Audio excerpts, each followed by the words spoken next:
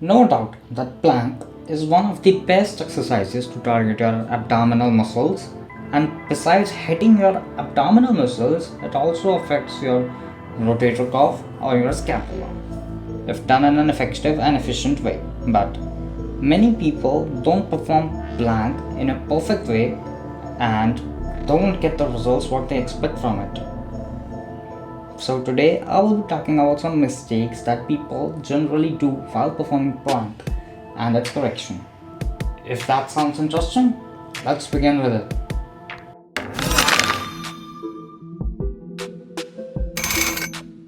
Many people performing plank often compromises with their body position. Either they raise their hips too high or don't raise their hips, which makes this exercise way more easier. But you need to understand that it also compromises with the result that you want to achieve from a plank.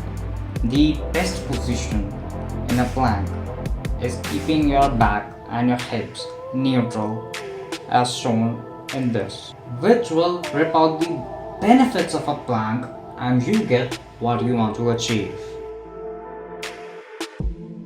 Well, a plank is nearly useless if done in an arched back manner, as it won't engage your abs at all. In order to correct it, the best way is to squeeze your glutes tight and tilt your pelvis backwards in order to engage your abs.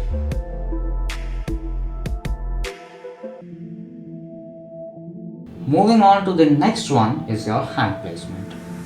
Well, hand placement is not a mistake, but on my personal side, I generally prefer it to be put more apart from each other as it will result in better activation of your rotator cuff muscles.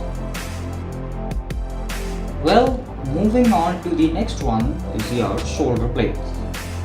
The best position of your shoulder blades during a plank is to have protracted shoulder blades. That is, you need to stretch your shoulder blades towards the ground unless you have an upper rounded back.